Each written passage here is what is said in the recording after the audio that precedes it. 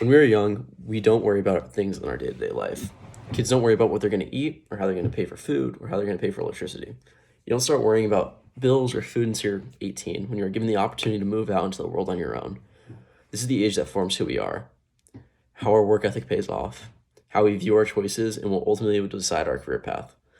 Studies have found that poor health, childcare, family conflicts, religious aspects, job related aspects, not having connections are all possibilities or constraints of not being able to find work. This shows that there are more aspects of finding a job than meets the eye.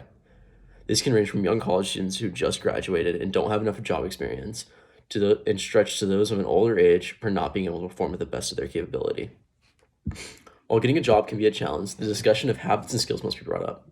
There are two ways of obtaining a job: becoming educated in the field, so when you are in front of whatever field of study, of whatever is presented, you can dissect it.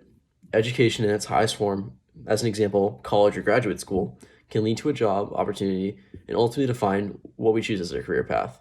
The other way to obtain a job is to turn it into a career, and turn it into a career is to build up as much experience and solid reputation in order to slog through the ranks and become better and better and outlive either your competitor or find a position in life that you are comfortable to retire in. In order to do this, we need what people call intangibles, something that can be taught, something that can't be taught effective and efficiently.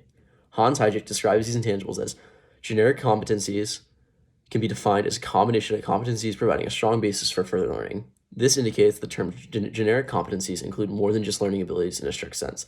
These can also include problem solving and analytical competencies. These intangibles can be better described as a talent or a skill that someone is born with, and you can build up on a later time.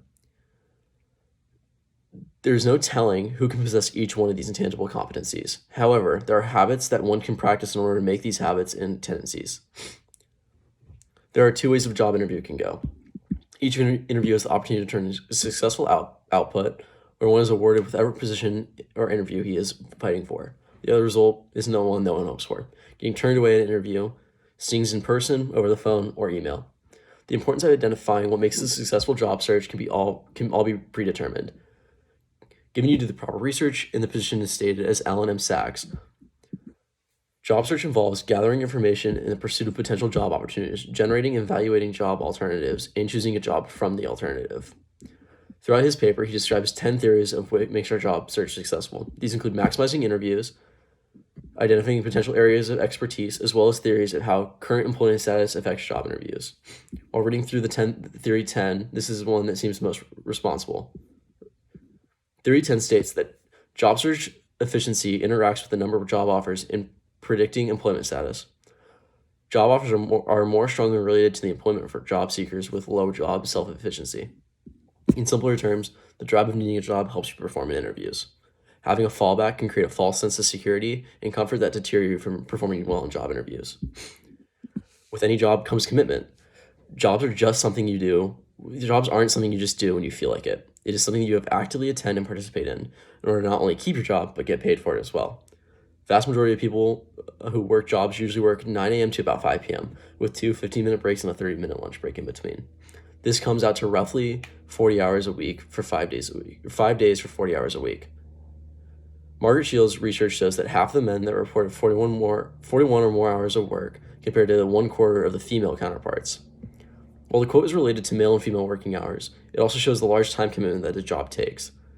One can work at their own pace, like an essay. One cannot work at their own pace, like an essay or a school project. They need to prioritize work and show what makes a schedule and becomes it. This isn't something that can simply be blown off. All the time you spend on a job, however, will eventually pay off. Obviously, the more work that you do, you get paid. This includes wages and a half for overtime and working holidays. The United States was received by the top 0.1% of income earners rose strictly from 2.2% to 8% between 1981 and 2006. This is according to Bakayja. While living in the United States, you're roughly twice as likely to earn a higher wage than anywhere else in the world. This turns 40 hours a work week roughly estimates to about 80 hours a week anywhere else in the world. Tie this together with earning overtime wages is a recipe for large wages, great opportunities, and essential skills to grow your network. When we are born, we don't tend to think about our career choice. We go for big dreams, being president and astronauts. However, we are brought down to earth while becoming educated and learning materials that will prepare us for our next step in life. Several factors play into what we believe is right for our jobs. Through multiple ideals and morals, we become subjects to change to what our lives are.